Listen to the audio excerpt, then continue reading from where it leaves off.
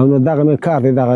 زراعتي کارونه مې دغه چې مالونه هغه مو خرڅول مې راوړل مې هغه خو پاته شو اوس نور لاس مې خالي دی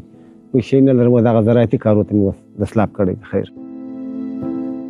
زما پښه چې د ګوډه زه غواړم چې د پیسې کار وکړم د خپل اولادو ته یو ګله ډوډۍ پیدا کړم چې وږي پاته نه سي راڅخه چې راڅخه خوار نه سي راڅخه زار نه سي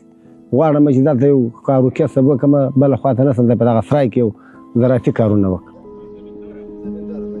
د پراتا کارمندان راغلي زما کور ته زما کور یې ولیدی زما کوچنیان یې ولیدل زما ځمکه یې ولیدل ټوله شی یې راڅخه ولیدی راڅخه اطمینان یې کوي. در چارچوب این پروژه برای 2800 فامیل در امین سه ولسوالی رباط‌سنگی، ادرسکن و کشک کهنه بسته های یا کیت های زراعتی که شامل بیل و کلنگ و پخلکش و 4 نوع تخمه های سرتیفاید شده و اصلاح شده برایشان داده میشه تا اینها تولیدات زراعتی داشته باشه و بعد معیشت خانواده خود از این طریق تامین بکنن. 30 نفر 25 نفر ما یک صنف دایر میکنیم، یک نفر انجینر که در از بخش زراعت تخصص داره تشریح میکنه. بسته های خور میگیرن دیگه می وقت بیترین وقت کشت سبزیجات هم هسته. تخمار دوستا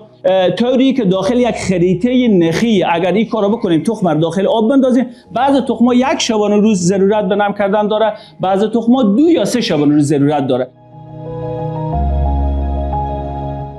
دغه مؤسسې انجینرانو موږ ته ترلین کړی چې دغه خپل مځکې ښه هواري کړي، ښه نمونه ورکړي، یو شوان د روز د خشته یې کوي، بعد هغې پکې وپاشي چې ښه حاصل درته وي. بعد هغه څخه یوه ماته بیل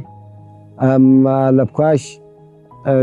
دغه بله دا تخمونه دا ټوله شی یوه ماته راکړی دی. زه به د خیر سره خپله زراعتي مځکه مې په حاله کړم نو بیا د و خیر سره به خپل د اولاد نیم نفقه په برابره.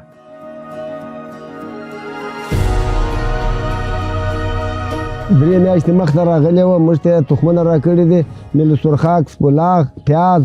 بینډۍ ښه شیان یې راکړي وه، موږ هم په حاصل رسولي دي. بس دغه شاوخوا راته شنه دي، کرلي مو دي، زحمتونه مو کښلي دي. دغه میل سرخاکو دغه تخمونه موږ ته په راتا مؤسسې نه وای راکړي، زموږ مځکې به وچې پاتې سوي وای.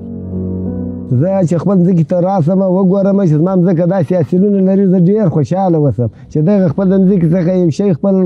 کور ته ووسم، خپل بچیانو ته ووسم، نو ډېر ښه خوند به وکړي.